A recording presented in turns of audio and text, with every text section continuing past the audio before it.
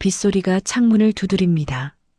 저는 지금 텅 빈 카페 안에 홀로 앉아 5년 전 그날처럼 쏟아지는 빗줄기를 바라보고 있습니다. 많은 사람들이 빗소리를 평온하다고 말합니다.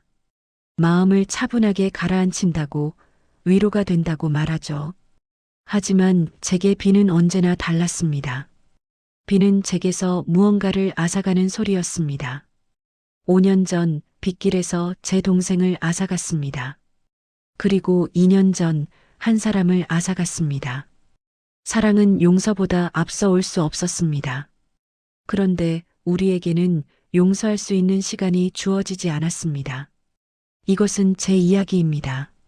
사랑했지만 사랑할 수 없었던, 함께하고 싶었지만 함께할 수 없었던 그런 사람에 대한 이야기입니다. 아메리카노 한 잔이요. 그 남자가 처음 제 카페에 들어온 건 작년 봄이었습니다. 벚꽃이 지고 실록이 올라오던, 모든 것이 새로 시작되는 것처럼 느껴지던 그 계절. 4월의 어느 평범한 오후였습니다. 따뜻한 걸로 드릴까요?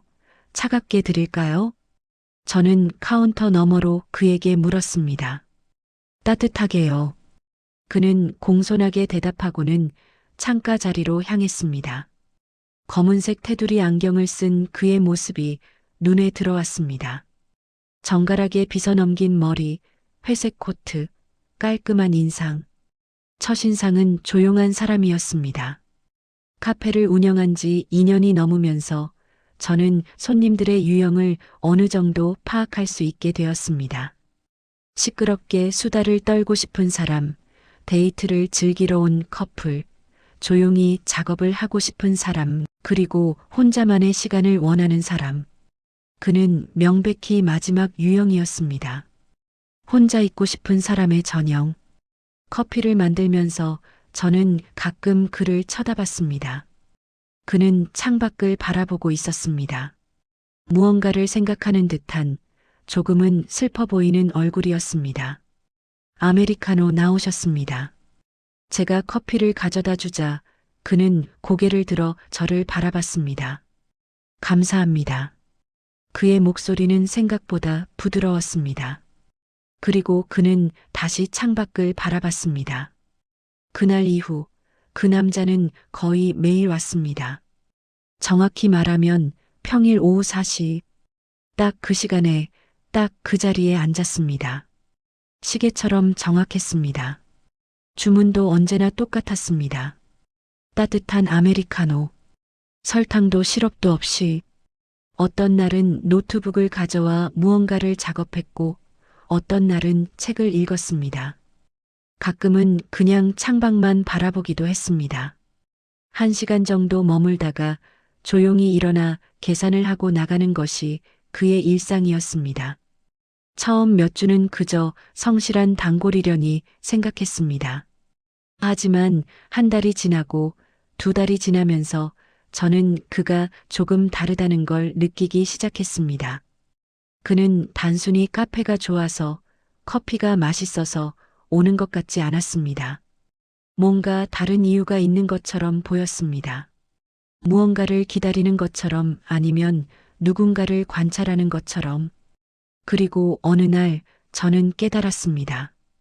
그가 가끔, 아주 가끔씩 저를 쳐다본다는 것을. 그날은 유난히 손님이 많았습니다. 오후 5시가 넘어가면서 직장인들이 하나둘씩 들어오기 시작했고 저는 정신없이 커피를 만들고 있었습니다. 그때였습니다. 제가 실수로 뜨거운 커피 잔을 떨어뜨린 것은 팍! 유리잔이 바닥에 떨어지면서 산산이 깨졌습니다. 뜨거운 커피가 사방으로 튀었고 저는 반사적으로 손을 움찔했습니다. 괜찮으세요? 그 순간 누군가 재빨리 다가왔습니다. 바로 그 남자였습니다. 아, 네. 괜찮아요. 제가 치울게요. 손 다치셨어요. 잠깐만 기다리세요. 그는 제 손을 살피더니 카운터로 가서 구급상자를 가져왔습니다. 마치 이 카페의 구조를 훤히 아는 것처럼. 여기 있는 거 알았어요? 제가 놀라서 묻자 그가 미소 지었습니다. 지난번에 다른 손님이 다쳤을 때 수진 씨가 여기서 꺼내시는 걸 봤어요.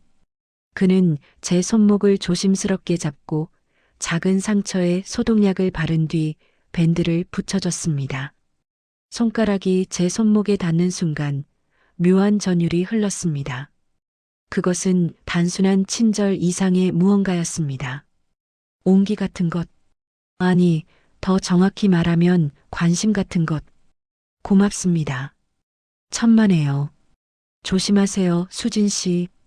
그 순간 저는 놀라서 그를 쳐다봤습니다. 그가 제 이름을 불렀습니다. 물론 명찰을 보고 알았겠지만 그 이름이 그의 입에서 나오는 순간 낯설지 않았습니다. 마치 오래전부터 그렇게 불러왔던 것처럼 자연스러웠습니다. 손님 성함은? 저는 용기를 내어 물었습니다. 재민이요. 이재민입니다. 재민 씨, 매일 오시는데 여기가 그렇게 마음에 드세요? 저는 농담처럼 가볍게 물었습니다. 하지만 그의 대답은 진지했습니다. 네, 여기가 편안해요. 그의 눈빛이 제 눈을 똑바로 바라봤습니다. 그 눈빛에는 뭔가 더 말하고 싶은 것이 담겨 있었습니다. 하지만 그는 더 이상 말하지 않았습니다. 그저 미소만 지은 채 자리로 돌아갔습니다. 그날 이후 우리는 조금씩 말을 섞기 시작했습니다. 음악 변화 마이너스 따뜻한 어쿠스틱 기타. 오늘은 무슨 책 읽으세요? 한 달이 더 지나자 저는 자연스럽게 그에게 말을 걸게 되었습니다. 손님이 적은 오후 시간, 그와 나누는 짧은 대화가 일상의 작은 즐거움이 되어갔습니다. 건축 관련 책이에요. 일 때문에요. 건축 일하세요? 네. 건축 디자이너예요. 주로 주거 공간을 설계하죠. 와, 멋지네요. 저도 이 카페 설계할 때 건축가분께 많이 도움받았어요. 재미는 카페 내부를 천천히 둘러봤습니다. 천장의 노출 콘크리트, 벽면의 벽돌, 창문의 위치, 조명의 배치. 그의 시선이 공간 구석구석을 훑었습니다. 누가 설계했는지 보면 알 수 있을 것 같은데. 아, 이 기둥 처리 방식이나 채광 구조를 보니 김현우 선생님 작품 같은데요? 맞아요. 어떻게 아셨어요? 그분 스타일이 되게 특이하거든요. 자연광을 극대화하면서도 공간의 깊이를 살리는 게 특징이죠. 저도 정말 존경하는 선배예요. 대화가 자연스럽게 이어졌습니다. 건축 이야기에서 시작해 우리가 좋아하는 공간들, 도시의 변화, 사람들이 원하는 집의 형태까지. 재미는 말수가 적은 편이었지만 한번 입을 열면 깊이 있는 이야기를 했습니다. 그의 말에는 열정이 담겨 있었고 진심이 느껴졌습니다. 수진 씨는 왜 카페를 하게 되셨어요? 원래부터 바리스타 일을 하셨나요? 아니요. 저는 원래 디자인 회사에서 일했어요. 웹 디자이너였죠. 그럼 왜 그만두고 카페를? 저는 잠시 망설였습니다. 그리고 조심스럽게 입을 열었습니다. 좀 쉬고 싶었어요. 회사 생활이 힘들기도 했고 제 공간을 만들고 싶었어요. 사람들을 만나는 것도 좋아하고요. 그래서 카페를 열게 됐어요. 저는 전부를 말하지 않았습니다. 사실은 동생이 세상을 떠난 후 저는 무너졌습니다. 회사에 출근하는 것도 사람들을 만나는 것도 힘들었습니다. 그래서 모든 것을 정리하고 새로 시작하고 싶었습니다. 카페는 그렇게 시작된 것이었습니다. 좋은 선택이었던 것 같아요. 재민이 말했습니다. 이 공간에서 수진 씨가 되게 편안해 보여요. 자연스럽고 행복해 보이고 그의 말에는 진심이 담겨 있었습니다. 사교적인 칭찬이 아니라 정말로 저를 오랫동안 관찰해온 사람의 말이었습니다. 재민 씨는요? 왜 매일 여기 오세요? 집이나 사무실에서 작업하시면 더 편하지 않나요? 저는 궁금했습니다. 왜 그는 매일 같은 시간에 같은 자리에 앉는 걸까? 잠시 침묵이 흘렀습니다. 재미는 커피잔을 들었다 놓으며 조심스럽게 입을 열었습니다. 여기가 좋아서요. 카페 분위기가 좋아서요? 그것도 있지만 이유를 굳이 말하자면 수진 씨가 있어서요. 제 심장이 쿵 내려앉는 느낌이었습니다. 저요? 네. 이상하게 들릴 수도 있지만 수진 씨를 보면 마음이 편해져요. 일하다가 막힐 때 여기 와서 수진 씨가 커피 내리는 모습을 보면 다시 집중할 수 있어요. 수진 씨가 손님들한테 웃어주는 모습을 보면 저도 기분이 좋아지고요. 그게 이상한가요? 아니요. 저는 웃으며 고개를 저었습니다. 하지만 제 얼굴이 뜨거워지고 있다는 걸 느꼈습니다. 그럼 다행이에요. 사실 오늘 이 말을 하려고 용기 내려고 한 달 넘게 준비했거든요. 한 달 넘게요? 네. 매일 연습했어요. 어떻게 말을 꺼내야 자연스러울지, 어떻게 하면 부담스럽지 않을지. 그의 솔직함이 귀여웠습니다. 30대 중반의 어른이 마치 첫사랑을 고백하는 소년처럼 수줍어하고 있었습니다. 수진 씨, 네. 시간 되시면 저랑 저녁 한번 드실래요? 감사의 표시로요. 맨날 자리만 차지하고 커피 한 잔으로 몇 시간씩 앉아 있었잖아요. 그것은 고백이었습니다. 조심스럽고 정중하고 진지한 고백. 저는 잠시 망설였습니다. 동생이 떠난 후 저는 누군가와 깊은 관계를 맺는 것이 두려웠습니다. 사랑하면 잃게 되고 가까워지면 상처받는다는 것을 너무 잘 알았으니까요. 하지만 재민의 눈빛을 보는 순간 저는 알았습니다. 이 사람은 다르다고. 이 사람이라면 괜찮을 것 같다고. 좋아요. 제가 대답하자 재민의 얼굴이 환하게 밝아졌습니다. 정말요? 진짜 좋아요? 네. 정말이에요. 그럼 이번 주 금요일 괜찮으세요? 금요일이요? 좋아요. 그날 저는 처음으로 그와 카페 밖에서 만나기로 약속했습니다. 장면 전환 마이너스 레스토랑 배경음. 금요일 저녁이 왔습니다. 재민이 정해준 장소는 조용한 이탈리안 레스토랑이었습니다. 강변이 보이는 한적한 곳, 예약까지 해뒀고 창가 자리를 준비해뒀습니다. 와, 여기 분위기 정말 좋네요. 지나가다가 우연히 발견했어요. 조용하고 음식도 맛있어서 수진 씨 좋아하실 것 같았어요. 우리는 파스타와 리조또를 주문했습니다. 대화는 자연스럽게 흘러갔습니다. 카페에서 나누던 짧은 대화와는 달리 이번에는 긴 이야기를 나눴습니다. 어린 시절 이야기, 학교 다닐 때 추억, 첫 직장에서의 실수담, 좋아하는 음악과 영화.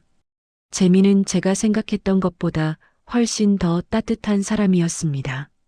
웃을 때 눈가에 작은 주름이 생겼고 이야기를 들을 때는 고개를 살짝 기울이며 진지하게 집중했습니다. 제가 말할 때는 절대 끼어들지 않았고 끝까지 들은 후에 자신의 생각을 말했습니다. 재민 씨, 가족은 어떻게 되세요?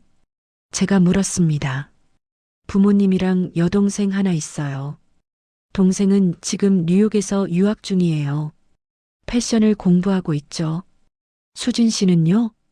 순간 제 가슴이 먹먹해졌습니다. 부모님이랑 원래 남동생도 있었는데요. 원래요? 네. 몇 년 전에 사고로 세상을 떠났어요. 재민의 표정이 순간 굳었습니다.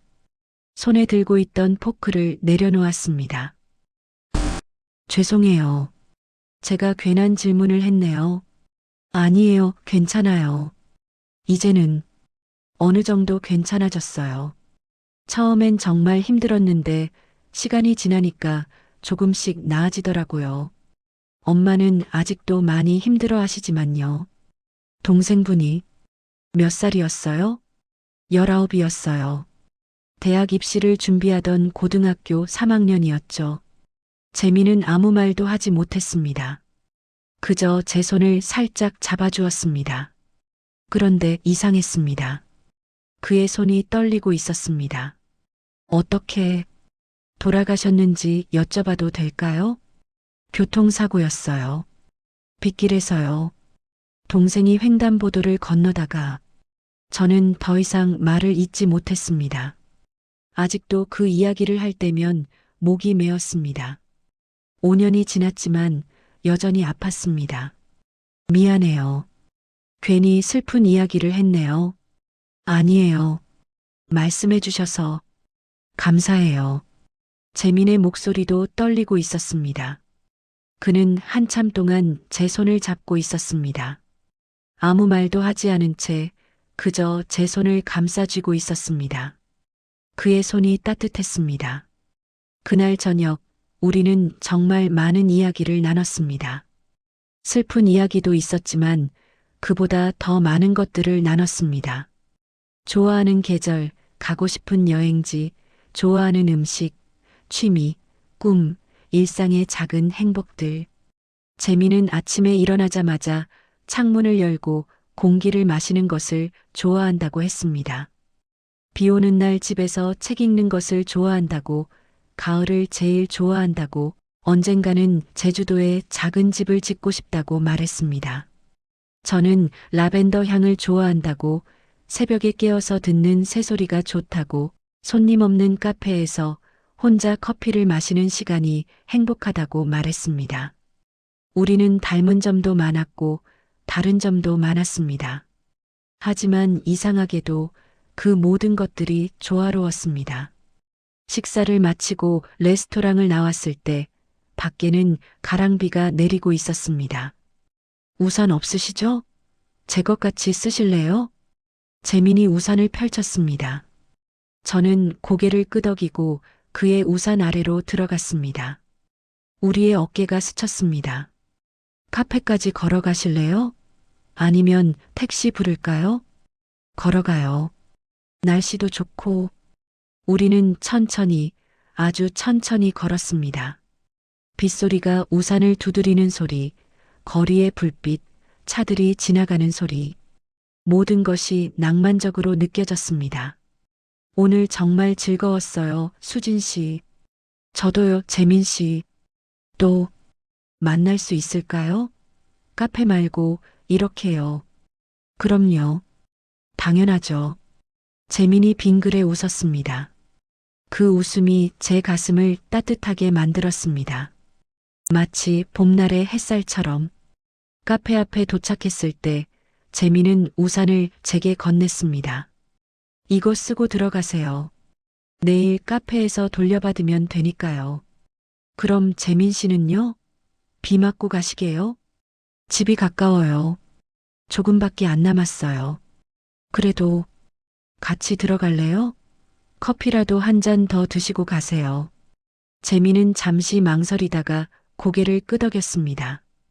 그럼 실례할게요. 우리는 카페 안으로 들어갔습니다. 문을 닫는 순간 세상이 조용해졌습니다. 밖에 빗소리만이 희미하게 들렸습니다. 저는 에스프레소 머신을 켜고 라떼 2잔을 만들기 시작했습니다. 빈 카페 안에서 우리 둘만의 시간이 흘렀습니다. 수진 씨, 재민이 카운터에 기대어 서서 저를 불렀습니다. 네, 오늘 정말 좋았어요. 이렇게 누군가랑 편하게 이야기해 본 게 정말 오래간만이에요. 저도 그래요. 사실은요. 재민이 잠시 망설이다가 말을 이었습니다. 수진 씨를 처음 봤을 때부터 좋았어요. 뭔가 느낌이 왔달까요? 이상하게 들릴 수도 있지만 이상하지 않아요. 제가 대답했습니다. 저도 처음부터 좋았어요. 재민 씨가 창가에 앉아서 창밖을 바라볼 때 뭔가 외로워 보이면서도 평온해 보였어요. 그 모습이 자꾸 신경 쓰였어요. 정말요? 네, 정말이에요. 라떼 2잔을 만들어 테이블에 놓았습니다. 우리는 마주 앉아 커피를 마셨습니다. 수진 씨, 또요? 저는 웃으며 물었습니다. 오늘 재미는 유난히 제 이름을 자주 불렀습니다.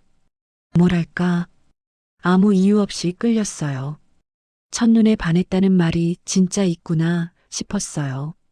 그냥 이 사람이다 싶었어요. 그의 고백이 진심이라는 걸 알 수 있었습니다. 그의 눈빛이, 목소리가, 떨리는 손가락이, 모든 것이 진심이었습니다. 저도요, 재민 씨. 제가 조용히 대답했을 때 재민이 제게 한 걸음 다가왔습니다. 우리 사이의 거리가 좁혀졌습니다. 그의 손이 천천히 올라와 제 뺨을 감쌌습니다. 따뜻하고 부드러운 손길이었습니다. 그리고 천천히, 아주 조심스럽게 그의 입술이 제 입술에 닿았습니다. 그것은 부드럽고 조심스러운 키스였습니다. 마치 소중한 것을 다루듯, 깨지기 쉬운 것을 만지듯 조심스러웠습니다. 세상이 멈춘 것 같았습니다. 시간이 멈춘 것 같았습니다. 키스가 끝났을 때 우리는 서로를 바라봤습니다. 수진 씨, 저랑 사귈래요? 네. 저는 고개를 끄덕이며 대답했습니다. 네. 좋아요. 그날 밤 비는 계속 내렸습니다. 하지만 그 빗소리는 더 이상 슬프지 않았습니다. 오히려 아름다웠습니다. 무언가를 앗아가는 소리가 아니라 무언가를 주는 소리처럼 들렸습니다. 사랑은 생각보다 빨리 그리고 깊게 찾아왔습니다. 재민과의 연애는 조용하고 평온했습니다. 그는 서두르지 않았고 저 역시 천천히 그에게 마음을 열어갔습니다. 주말이면 우리는 함께 시간을 보냈습니다. 어떤 주말에는 전시회를 갔습니다. 재미는 건축 전시회를, 저는 사진 전시회를 좋아했습니다. 우리는 서로가 좋아하는 전시회에 번갈아 가며 갔습니다. 어떤 주말에는 한강을 걸었습니다. 자전거를 타거나 돗자리를 펴고 앉아 도시락을 먹거나 그냥 걸으면서 이야기를 나눴습니다. 평일 저녁에는 카페 문을 닫은 후 함께 저녁을 먹었습니다. 오늘 하루 어땠어? 재민이 물으면 저는 카페에서 있었던 일들을 이야기했습니다. 재미있는 손님 이야기, 새로 개발한 메뉴 이야기, 작은 해프닝들. 너는 어땠어? 제가 물으면 재미는 회사에서 있었던 일을 이야기했습니다. 진행 중인 프로젝트, 까다로운 클라이언트, 동료들과의 에피소드. 우리는 서로의 일상을 나눴습니다. 특별한 것 없는 평범한 일상이었지만 그것을 함께 나눈다는 것만으로 행복했습니다. 수진아, 이거 좀 봐. 어느 날 재민이 자신의 태블릿을 제게 보여줬습니다. 화면에는 3D로 렌더링된 집 모형이 떠 있었습니다. 작은 테라스가 있는 아담한 단층 집이었습니다. 와, 예쁘다. 이거 누가 의뢰한 거예요? 아니, 그냥 우리 집 상상해봤어. 우리 집? 제 심장이 두근거렸습니다. 응. 언젠가 우리가 같이 살 집. 수진이가 좋아할 것 같은 걸로 설계해봤어. 재미는 화면을 확대하며 하나하나 설명했습니다. 여기 이 공간은 작은 카페로 쓸 수 있어. 집에서도 카페를 운영할 수 있게 만들었어. 손님은 10명 정도만 받을 수 있는 아주 작은 공간이지만, 그리고 이쪽은 내 작업실이고, 여기는 우리 침실. 테라스도 있네요? 응. 아침에 일어나서 여기서 커피 마시면 좋을 것 같아서. 해가 잘 들어오게 남향으로 설계했어. 완벽한데요? 진짜? 정말 마음에 들어? 너무 마음에 들어요. 언젠가 진짜 이런 집에서 살 수 있을까요? 당연하지. 우리 꼭 이런 집 지어서 살자. 재미는 저를 꼭 안았습니다. 그의 품은 언제나 따뜻했고 안전했습니다. 그 품 안에 있으면 세상 모든 걱정이 사라지는 것 같았습니다. 우리라는 단어, 언젠가라는 약속? 그것은 미래를 함께 그리는 말이었습니다. 3개월이 지났을 무렵 재민은 저를 부모님께 소개하고 싶다고 했습니다. 벌써요? 아직 이르지 않아요? 전혀. 나는 수진이랑 결혼할 거니까. 결혼이요? 제가 놀라서 되묻자 재민이 웃었습니다. 응, 결혼. 너무 빨라? 아니, 그런 건 아닌데. 그냥 생각지도 못했어요. 나는 확신해. 수진이가 내 사람이라는 거. 그러니까 부모님도 빨리 만나보고 싶어. 우리 부모님이 수진이 정말 좋아하실 것 같아. 저는 떨리는 마음으로 재민의 부모님을 만났습니다. 주말 점심 한정식 레스토랑에서의 만남이었습니다. 어머니, 아버지 소개합니다. 제 여자친구 김수진입니다. 안녕하세요. 김수진입니다. 저는 긴장한 목소리로 인사했습니다. 어머, 사진보다 훨씬 예쁘네요. 우리 재민이가 맨날 수진 씨 예쁘다고 자랑했는데 진짜 예쁘시네요. 재민의 어머니는 따뜻하게 웃으며 제 손을 잡아주셨습니다. 아들 녀석이 매일 수진 씨 이야기만 해요. 그렇게 좋은 사람 만났다고, 행복하다고. 엄마, 그만. 재민이 쑥스러워하는 모습이 귀여웠습니다. 식사 내내 재민의 부모님은 저를 따뜻하게 대해주셨습니다. 어머니는 상냥하게 이것저것 물어보셨고, 아버지는 과묵하지만 가끔 웃으시며 다정한 눈빛으로 저를 바라보셨습니다. 재민이 이 녀석, 원래 사람 사귀는 걸 되게 조심스러워 했거든요. 신중한 성격이라. 그런데 수진 씨 만나고 나서 완전히 달라졌어요. 밝아졌어요. 정말요? 저한테는 항상 적극적이었는데요. 정말요? 저한테는 항상 적극적이었는데요. 그럼요. 이 녀석이 수진 씨한테는 정말 용기 낸 거예요. 얼마나 좋으면 그랬겠어요. 식사 자리는 화기애애했습니다. 저는 재민의 가족이 마음에 들었고 그들도 저를 좋아하는 것 같았습니다. 집으로 돌아오는 차 안에서 재민이 물었습니다. 어땠어? 우리 부모님 너무 좋으셨어요. 걱정했는데 다행이에요. 다행이 아니라 당연한 거지. 수진이가 얼마나 좋은 사람인데. 엄마 아빠도 만나면 재민 씨 좋아하실 것 같아요. 그럼 다음엔 수진이 부모님께 인사드리러 가야겠다. 응. 근데 엄마가 좀 예민하실 수도 있어요. 동생 일 이후로 재민은 제 손을 잡았습니다. 괜찮아. 천천히 마음을 열어주시면 돼. 조급해하지 않을게. 재민은 언제나 그랬습니다. 조급해하지 않고 이해하려 노력했습니다. 그것이 제가 재민을 더욱 사랑하게 된 이유였습니다.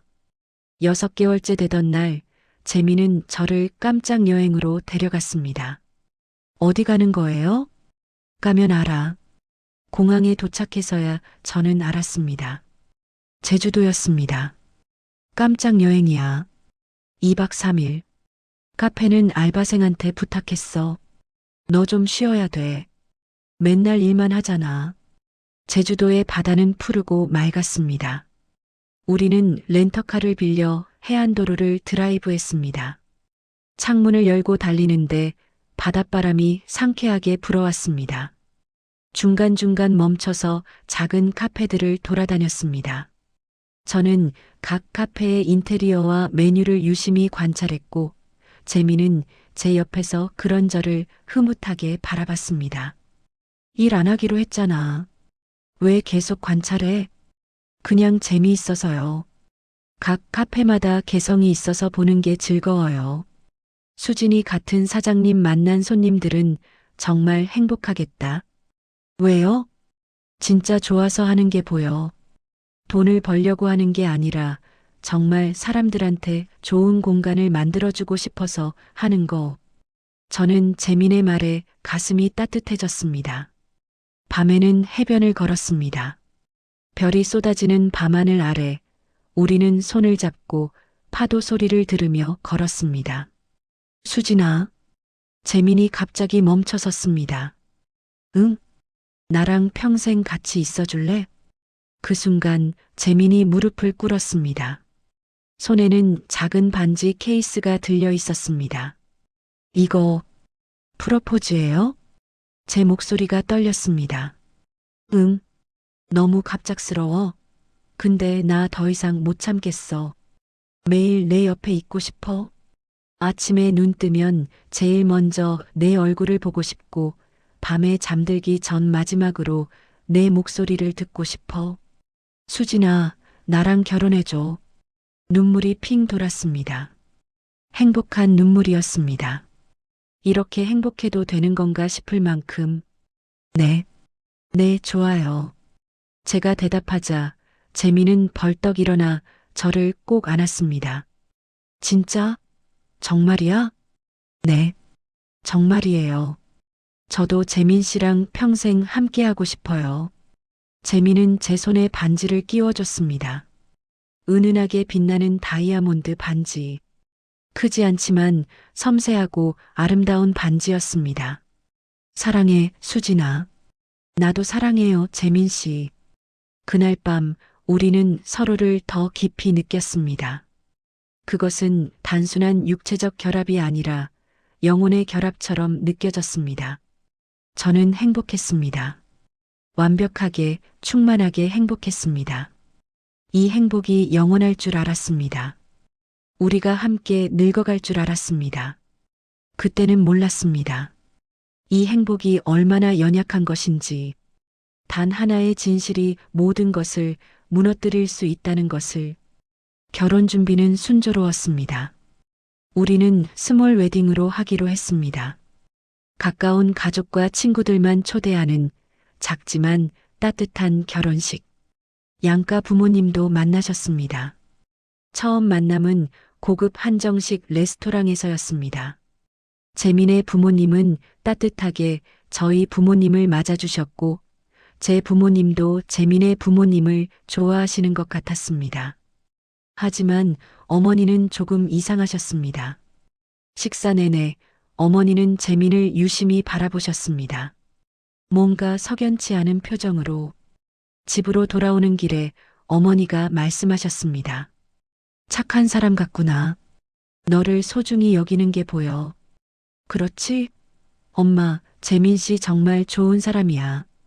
근데 왜, 뭐가 걱정이세요? 아니다.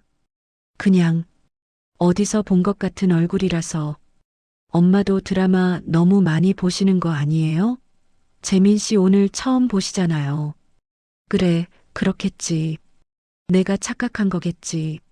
하지만 어머니의 표정은 여전히 미묘했습니다. 그날 이후 어머니는 가끔 이상한 질문들을 하셨습니다. 재민 씨가 몇 년생이라고 했지? 89년생이요. 왜요? 차는 못 타니? 검은색 아반떼요. 왜 그러세요, 갑자기?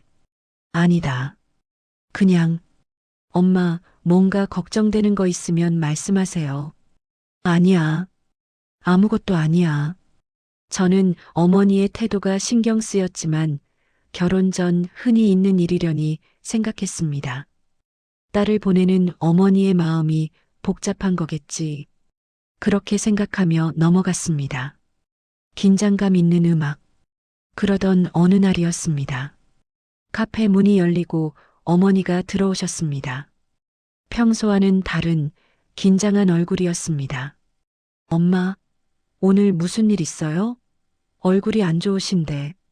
수진아, 어머니의 목소리가 떨리고 있었습니다. 재민 씨, 혹시 5년 전에 사고 난 적 있니? 네, 사고요? 무슨 사고? 교통사고 말이다. 글쎄요, 들어본 적 없는데.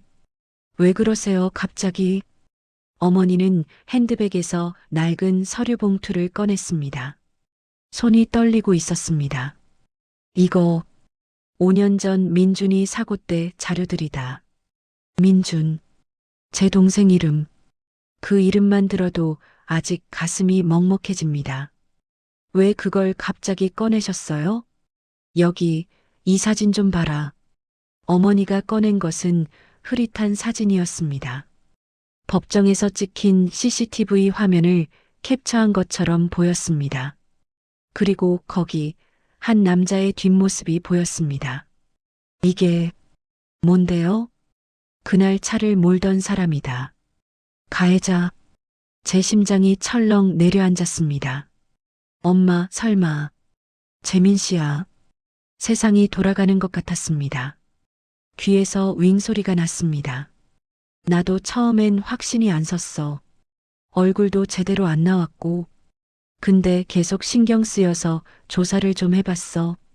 차 번호판이랑 이름이랑 나이랑 다 확인했어. 어머니가 또 다른 서류를 꺼냈습니다. 당시 합의서, 재판 기록, 경찰 조사서, 거기에 이름이 적혀 있었습니다. 가해자 이재민 당시 29세, 현재 34세. 맞아. 이재민. 5년 전 빗길에서 민준이를 친 사람. 아니야. 아닐 거야. 재민 씨가. 수진아, 정신 차려. 이 사람은 내 동생을 죽인 사람이야. 죽인 게 아니라고. 저는 소리쳤습니다. 사고였잖아. 엄마가 그랬잖아요. 가해자도 억울하다고 동생이 갑자기 뛰어든 거라고. 법적으로도 무죄에 가깝다고 했잖아요. 그래도 이건 아니잖니. 어머니도 목소리를 높이셨습니다. 내가 그 사람이랑 결혼한다는 게 말이 되니? 내 동생을 죽인 사람이랑. 엄마, 만나지 마. 당장 헤어져. 이건 안 돼. 절대 안 돼. 어머니는 눈물을 흘리며 저를 붙잡았습니다. 엄마가 어떻게 허락하겠니? 내 아들을 죽인 사람이 내 사위가 된다는 게 말이 되니? 저는 아무 말도 할 수 없었습니다. 머릿속이 하얗게 비어버렸습니다. 침묵. 그날 밤 저는 재민에게 전화했습니다. 손이 떨려서 번호를 누르기가 힘들었습니다. 수진아, 왜 이렇게 늦게 전화해? 무슨 일 있어? 재민 씨, 만나야 할 것 같아요. 지금 당장. 지금? 수진아, 목소리가 이상한데. 무슨 일 있어? 만나서 얘기해요. 카페로 올 수 있어요? 그래, 알았어. 지금 바로 갈게. 30분 후 재민이 카페에 도착했습니다. 저는 문을 열어주고 그의 얼굴을 똑바로 쳐다봤습니다. 제가 사랑하는 얼굴, 제 동생을 죽인 사람의 얼굴. 수진아, 무슨 일이야? 왜 이렇게? 재민 씨, 저는 그의 말을 끊었습니다. 물어볼 게 있어요. 정직하게 대답해 주세요. 응, 뭐든지. 5년 전 교통사고 낸 적 있어요? 재민의 얼굴이 순간 굳었습니다.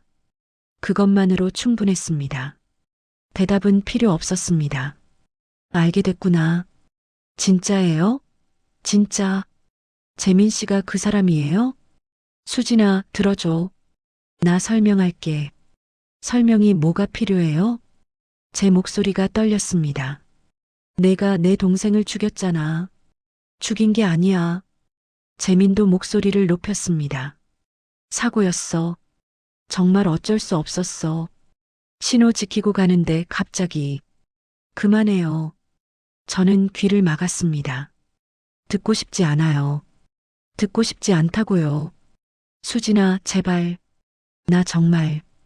왜 말 안 했어요? 저는 그를 똑바로 쳐다봤습니다. 왜 나한테 숨긴 거예요? 왜 나한테 다가온 거예요? 재민은 고개를 떨구었습니다. 한참 후에야 떨리는 목소리로 대답했습니다. 속죄하고 싶었어. 뭐라고요?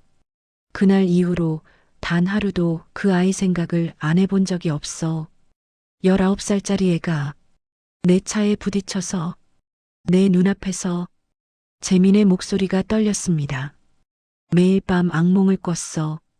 그 아이 얼굴이 쓰러지는 모습이 계속 떠올랐어. 빗소리만 들으면 그날이 생각났어. 나는 그 죄책감을 안고 살아야 한다고 생각했어. 그래서 그래서 나한테 접근한 거예요? 죄책감 때문에? 아니야. 재민이 고개를 들었습니다. 눈에 눈물이 고여 있었습니다. 처음엔 그랬을지도 몰라. 내가 그 아이 누나라는 걸 알고 멀리서라도 지켜보고 싶었어. 그게 내가 할 수 있는 유일한 속죄라고 생각했어. 스토킹한 거네요. 그렇게 볼 수도 있겠지. 하지만 수진아, 널 만나면서 진짜로 사랑하게 됐어. 이건 진심이야. 죄책감이 아니야. 진심이라고? 저는 비웃음을 흘렸습니다. 거짓말로 시작한 관계가 진심일 수 있어요? 수진아, 나가요. 당장 나가요. 수진아, 제발. 우리 얘기 좀 더 하자. 이렇게 끝낼 수 없어. 끝났어요. 이미 끝났어요. 재미는 눈물을 흘리며 저를 바라봤습니다. 하지만 저는 고개를 돌렸습니다. 그를 볼 수가 없었습니다. 알았어. 재민이 천천히 말했습니다. 근데 수진아, 한 가지만 기억해줘. 내가 널 사랑한 건 진심이었어. 그건 변명이 아니야. 진짜 사실이야. 재민은 천천히 카페를 나갔습니다. 문이 닫히는 소리가 들렸습니다. 그리고 저는 그 자리에 주저앉아 울었습니다. 그날 밤 저는 5년 전 사고 자료를 모두 찾아봤습니다. 어머니가 준 서류들, 당시 경찰 조사 기록, 합의서, 그리고 블랙박스 영상. 손이 떨렸지만 저는 영상을 재생했습니다.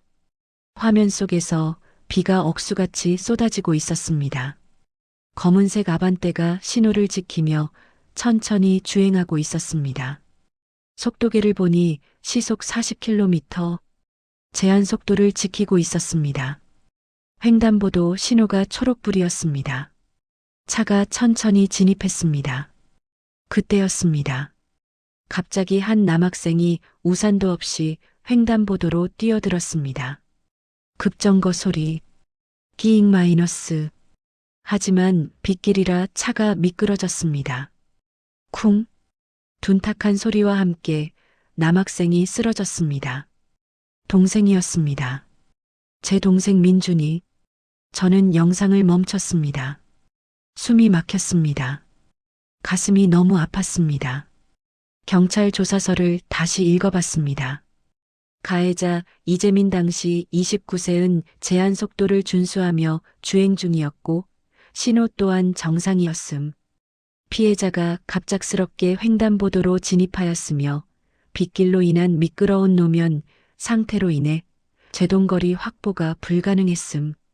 가해자의 과실은 인정되지 않으나 도로교통법상 보행자 보호 의무 위반으로 벌금형 및 집행유예 처분, 민사상 손해배상 책임 인정. 재민은 법적으로 거의 무죄였습니다. 하지만 그의 차 앞에서 한 생명이 사라졌습니다. 제 동생이 사라졌습니다. 저는 다음 날 재민에게 문자를 보냈습니다.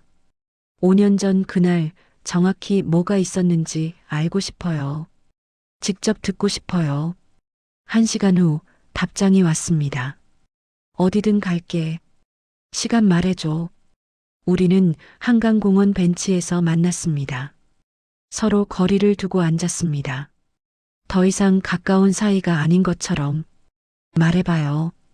그날 정확히 뭐가 있었는지. 재민은 길게 숨을 내쉬었습니다. 그날 2020년 11월 5일 목요일 오후 6시쯤이었어. 재민의 목소리가 떨렸습니다. 퇴근 시간이었어. 회사에서 집으로 가는 길이었지. 비가 정말 많이 왔어. 시야도 안 좋았고 도로도 미끄러웠어.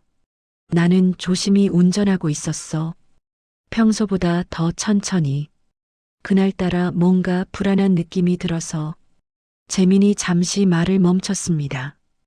횡단보도 앞에 섰을 때 신호가 초록불이었어. 그래서 천천히 진입했어. 정말 천천히. 그때 갑자기 재민의 목소리가 떨렸습니다. 한 남학생이 우산도 없이 뛰어왔어. 아마 학원에 늦었던 것 같아. 급하게 달려오고 있었어.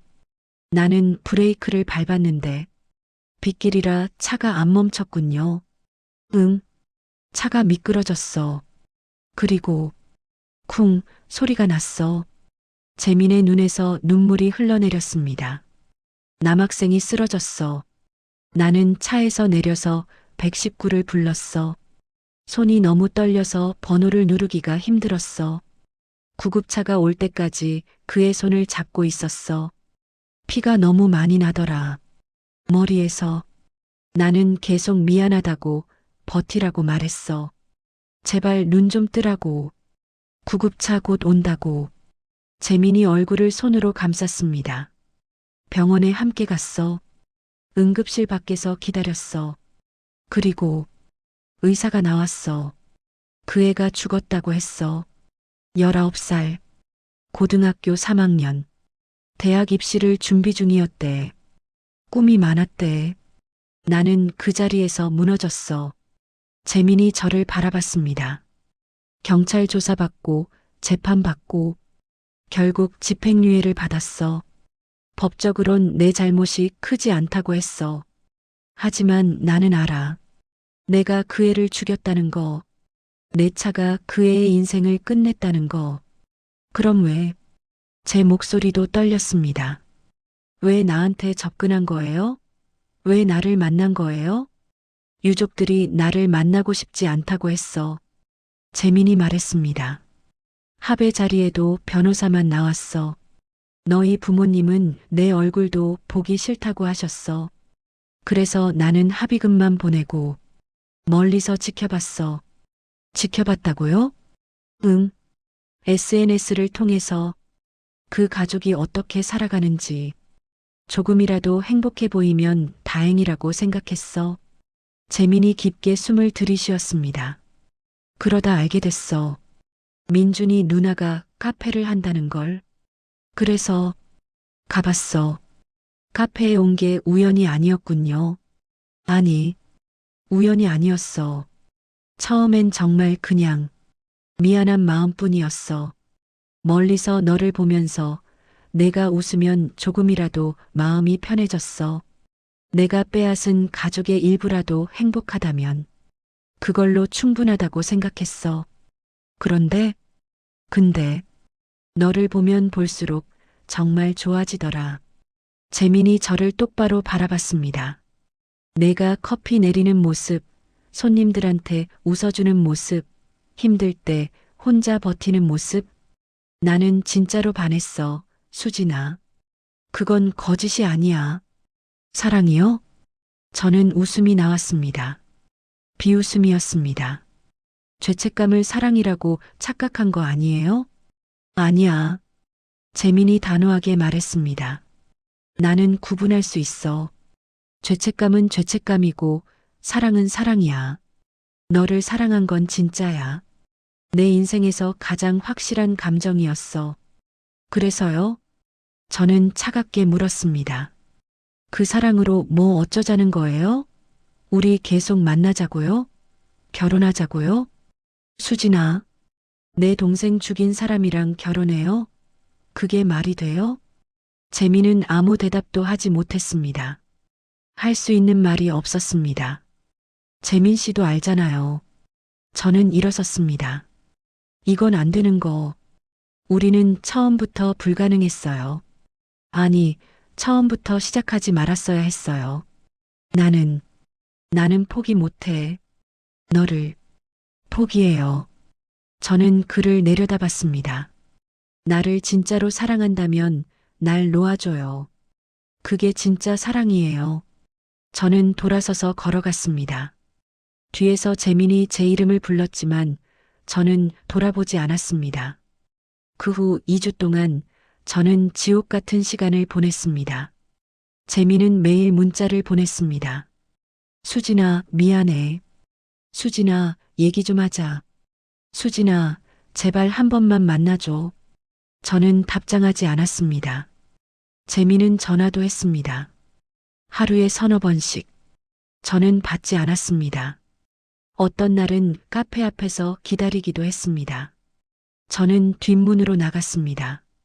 어머니는 계속 파혼을 종용했습니다. 수진아, 정신 차려. 그 사람이랑 결혼하면 평생 민준이를 배신하고 사는 거야.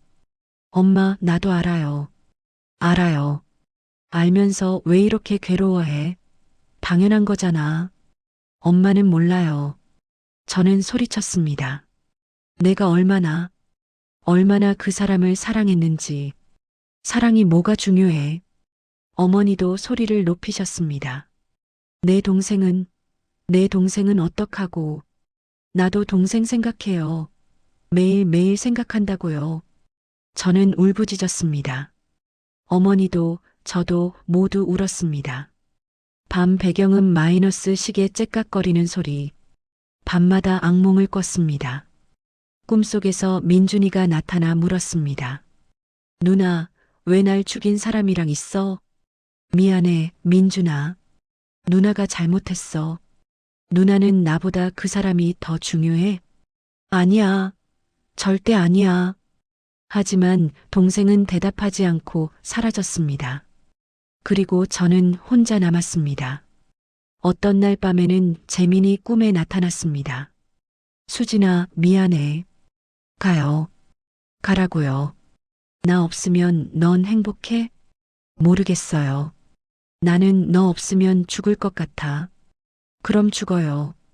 꿈속에서 저는 그렇게 말했습니다. 깨어나서는 그 말을 후회하며 또 울었습니다. 장면 전환 마이너스 카페 배경음. 어느 날 재민이 다시 카페로 찾아왔습니다. 이번에는 피할 수 없었습니다. 손님들이 있었으니까. 수진아, 뭐해요? 저는 차갑게 대답했습니다. 나 미국 가기로 했어. 네. 순간 제 가슴이 철렁 내려앉았습니다. 회사에서 LA 지사로 발령 제의가 왔어. 원래는 거절하려고 했는데 받아들이기로 했어. 언제요? 다음 달. 그렇게 급하게요? 응. 더 이상 여기 있으면. 재민이 저를 바라봤습니다. 너한테 계속 집착할 것 같아서. 그건 너한테도 나한테도 안 좋잖아. 수진아, 뭐해요? 마지막으로 한 가지만 물어봐도 될까? 뭔데요? 너, 날 사랑했어? 조금이라도? 저는 대답할 수 없었습니다. 입술이 떨렸습니다. 목이 메었습니다. 사랑했어요. 제가 대답하자 재민의 얼굴이 무너졌습니다. 과거형이구나. 미안해요. 아니야. 재민이 씁쓸하게 웃었습니다. 나야말로 미안해. 너한테 이런 상처를 준 게, 이런 선택을 하게 만든 게. 재민은 주머니에서 작은 봉투를 꺼내 테이블에 놓았습니다. 이거 우리 결혼 준비하면서 샀던 거야. 신혼집 열쇠, 가구도 다 들여놨어. 넣어줄 선물들도 있어. 다 너 거니까 받아줘. 재민 씨, 그리고 이건 편지야. 재민이 또 다른 봉투를 꺼냈습니다. 지금 읽지 말고 나중에, 한참 나중에 읽어줘. 내가 완전히 정리됐을 때, 아니면 영원히 안 읽어도 돼. 수진아, 마지막으로 안아줄 수 있을까? 저는 잠시 망설이다가 고개를 끄덕였습니다. 재민은 천천히 제게 다가와 저를 꼭 안았습니다. 그의 품은 여전히 따뜻했습니다. 여전히 안전했습니다. 사랑했어, 수진아. 진짜로. 나도요. 우리는 한참을 그렇게 서 있었습니다. 마지막 안녕처럼, 마지막 포옹처럼. 재민이 카페를 나갈 때 저는 그의 뒷모습을 봤습니다. 어깨가 떨리고 있었습니다. 울고 있는 것 같았습니다. 문이 닫혔습니다. 그리고 저는 다시 혼자가 되었습니다. 그날 밤 저는 재민이 남긴 편지를 열어봤습니다. 약속을 어긴 셈이었지만 참을 수가 없었습니다. 편지지를 펼쳤습니다. 재민의 깔끔한 글씨가 보였습니다. 수진아, 이 편지를 쓰는 지금 내 손이 떨리고 있어. 뭐라고 써야 할지 모르겠어. 사과? 변명? 고백? 다 필요 없을 것 같아. 다만 한 가지, 진실만 말하고 싶어. 5년 전 그날 나는 한 생명을 빼앗았어. 법은 나를 용서했지만 나는 나 자신을 용서할 수 없었어. 매일 밤 악몽을 꿨고 빗소리만 들으면 그날이 떠올랐어. 차를 운전할 때마다 두려웠고 횡단보도를 볼 때마다 가슴이 아팠어. 나는 그 죄책감을 안고 평생 살아야 한다고 생각했어. 그러다 너를 만났어. 처음엔 정말 속죄하는 마음이었어. 내가 무너뜨린 가족의 일부라도 지켜보고 싶었어. 그게 내가 할 수 있는 유일한 것이라고 생각했어. 하지만 너를 알아갈수록 내 마음은 변했어. 죄책감이 사랑으로 바뀌었어. 아니, 정확히는 죄책감과 별개로 순수하게 널 사랑하게 됐어. 내가 웃을 때 세상이 밝아 보였어. 내가 힘들어할 때 내가 대신 아파하고 싶었어. 내 미래를 함께 상상할 때 정말 행복했어. 내 곁에 있을 때 내가 살아있다는 걸 느꼈어. 그게 사랑이 아니면 뭐겠어? 하지만 나는 알아. 이 사랑이 용서받을 수 없다는 걸. 우리 사이에는 너무 큰 상처가 있어.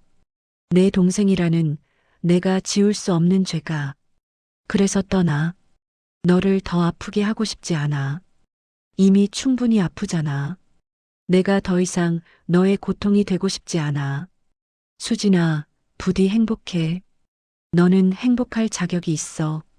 좋은 사람 만나서 사랑받고 웃으면서 살았으면 좋겠어. 나는 멀리서라도 내가 행복하길 바랄게. 그게 내가 할 수 있는 마지막 사랑이야. 미안해. 그리고 사랑해. 마이너스 재민. 편지를 읽으며 저는 소리 없이 울었습니다. 눈물이 편지지에 떨어져 글씨를 번지게 만들었습니다. 저는 그를 사랑했습니다. 진심으로. 하지만 그 사랑은 허락되지 않았습니다. 재민이 떠난 지 3개월이 지났습니다. 카페는 여전히 운영되고 있었지만 예전 같지 않았습니다. 손님들은 제가 많이 야위었다고 걱정했습니다. 사장님, 괜찮으세요? 얼굴이 많이 안 좋으신데. 네, 괜찮아요. 요즘 좀 바빠서요. 단골들은 조심스럽게 물었습니다. 사장님, 남자친구분은 요즘 안 오시네요? 이사 갔어요. 아, 그래요? 멀리요? 네, 아주 멀리요. 미국으로요. 저는 더 이상 설명하지 않았습니다. 할 수도 없었습니다. 어머니는 이제 안심한 듯 보였지만 여전히 제 상태를 걱정하셨습니다. 수진아, 이제 좀 나가서 사람도 만나고 그래. 집에만 있으면 안 돼. 엄마, 나 괜찮아요. 괜찮은 게 어딨어. 맨날 울고 있잖아. 안 울어요. 거짓말. 눈 붓는 거 엄마가 다 알아. 매일 새벽까지 울잖아. 저는 아무 대꾸도 하지 않았습니다. 밤이 되면 저는 재민이 앉았던 창가 자리를 바라봤습니다. 그가 커피를 마시며 노트북을 두드리던 모습이, 책을 읽으며 가끔 제게 미소 짓던 모습이 선명하게 떠올랐습니다.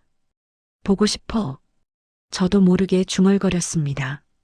그리고 다시 울었습니다. 어느 날 우연히 SNS에서 재민의 소식을 봤습니다. 그의 동생이 올린 사진이었습니다. LA에서 찍은 듯한 사진. 재민이 어색하게 웃고 있었습니다. 배경에는 할리우드 사인이 보였습니다. 오빠 미국 적응 중. 너무 야위었어. 유유. 잘 먹고 다녀. 저는 한참을 그 사진을 들여다봤습니다. 그는 많이 야위었고 눈가에 그늘이 져 있었습니다. 행복해 보이지 않았습니다. 나 때문이겠지. 죄책감이 밀려왔습니다. 제가 그를 이렇게 만든 건가? 제가 그를 떠나보낸 게 맞는 건가? 하지만 곧 다른 생각이 들었습니다. 아니야. 이게 맞아. 우리는 함께 할 수 없어. 절대로. 저는 핸드폰을 내려놓고 창밖을 바라봤습니다. 비가 내리고 있었습니다. 시간경과 마이너스 계절 변화 소리. 6개월이 지났습니다. 저는 조금씩 일상으로 돌아왔습니다. 카페도 예전처럼 운영했고, 새로운 메뉴도 개발했고, 손님들과도 밝게 대화했습니다. 하지만 밤만 되면 여전히 그를 떠올렸습니다. 그의 목소리, 그의 웃음, 그의 온기. 이재민. 그 이름을 부르면 가슴이 미어졌습니다. 어느 날 서랍을 정리하다가 예전에 재민이 설계했던 집 모형 사진을 발견했습니다. 우리가 함께 살 집이라며 보여줬던 그 집. 저는 그 사진을 쓰레기통에 버리려다가 결국 서랍 깊숙이 다시 넣어뒀습니다. 버릴 수가 없었습니다. 1년이 지났습니다.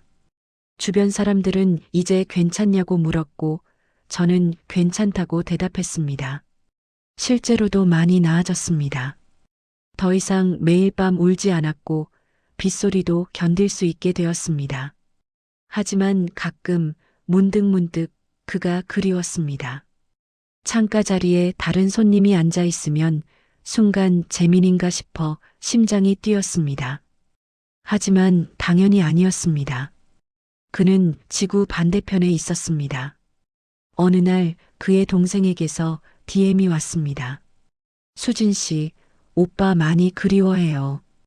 오빠가 수진 씨 얘기 못하게 했지만 전 알아요. 오빠가 얼마나 힘들어하는지. 밤마다 술 마시고 주말에도 집에만 있고 제발 오빠 좀 용서해 주세요. 부탁드려요. 저는 한참을 그 메시지를 바라봤습니다.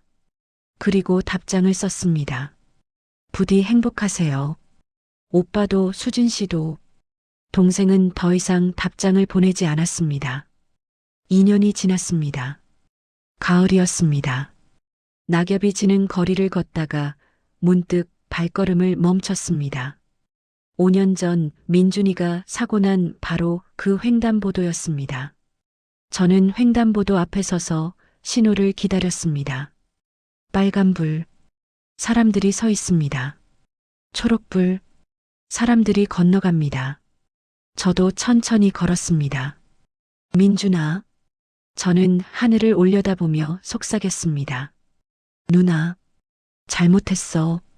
너를 죽인 사람을 사랑했어. 그게 얼마나 큰 배신인지 알아. 하지만 누나도 어쩔 수가 없었어. 진짜로 사랑했거든. 바람이 불었습니다. 낙엽이 흩날렸습니다. 근데 말이야, 민준아. 누나 이제 알 것 같아. 사랑이 죄가 될 수도 있다는 거. 그리고 어떤 사랑은 용서받지 못한다는 거. 횡단보도를 다 건넜습니다. 저는 카페로 향했습니다. 카페 문을 열었을 때 익숙한 빗소리가 들렸습니다. 창밖으로 가랑비가 내리고 있었습니다. 저는 창가 자리를 바라봤습니다. 텅 비어 있었습니다. 2년 동안 그 자리는 계속 비어 있었습니다. 재민 씨, 그 이름을 불렀을 때 더 이상 눈물이 나지 않았습니다. 대신 이상한 평온함이 찾아왔습니다. 우리는 사랑했어. 그것만은 진실이야. 비는 계속 내렸습니다.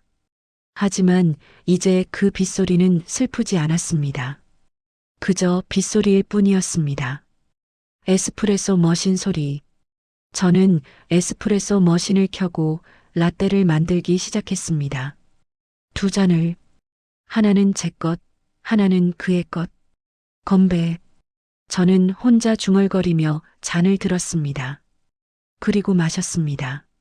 쓰고 달고 쌉싸래한 맛. 인생 같았습니다. 그날 밤 저는 재민에게 마지막 문자를 보냈습니다. 재민 씨, 잘 지내요? 나는 이제 괜찮아요. 2년이 걸렸지만 이제 받아들일 수 있을 것 같아요. 우리가 사랑했다는 것. 그게 잘못이었다는 것. 하지만 그럼에도 그게 진심이었다는 것. 재민 씨도 행복했으면 좋겠어요. 제발이요. 우리 다시는 만나지 말아요. 그게 우리 둘 다를 위한 거예요. 안녕히. 마이너스 수진. 보내기 버튼을 눌렀습니다. 10분 후 답장이 왔습니다. 고마워, 수진아. 너도 행복해. 평생. 마이너스 재민. 그게 우리의 마지막 대화였습니다. 시간경과 마이너스 1년 후. 3년이 지났습니다. 어느 봄날 카페에 새로운 단골이 생겼습니다. 30대 후반의 따뜻한 남자. 출판사 편집자였습니다. 사장님, 여기 라떼 정말 맛있어요. 저 앞으로도 자주 올게요. 감사합니다. 저는 미소 지었습니다. 진심으로. 그는 매주 목요일 오후에 왔고 우리는 조금씩 친해졌습니다. 그는 재민처럼 조용하지 않았고 재민처럼 섬세하지도 않았습니다. 하지만 그는 그만의 매력이 있었습니다. 어느 날 그가 물었습니다. 사장님 혹시 저랑 저녁 한번 드실래요? 저는 잠시 망설였습니다. 과거가 떠올랐습니다. 재민과의 첫 저녁, 제주도 프러포즈, 행복했던 시간들, 그리고 고통스러웠던 이별. 하지만 저는 고개를 끄덕였습니다. 네, 좋아요. 인생은 계속됩니다. 사랑도 아픔도 그리고 새로운 시작도. 밤 배경음. 그날 밤 저는 서랍에서 오래된 반지를 꺼냈습니다. 재민이 제주도에서 프러포즈하며 끼워줬던 다이아몬드 반지. 고마웠어요, 재민 씨. 그리고 미안해요. 저는 반지를 작은 상자에 넣고 서랍 깊숙이 넣었습니다. 이제 더 이상 꺼내보지 않을 것입니다. 하지만 잊지는 않을 것입니다. 우리가 나눴던 사랑을. 그 사랑이 얼마나 아름답고 동시에 얼마나 비극적이었는지. 사랑은 용서보다 앞서 올 수 없었습니다. 그런데 우리에게는 용서할 수 있는 시간이 주어지지 않았습니다. 빗소리가 창문을 두드립니다. 저는 카페 안에 홀로 앉아 그 소리를 듣습니다. 이제 그 소리는 슬프지 않습니다.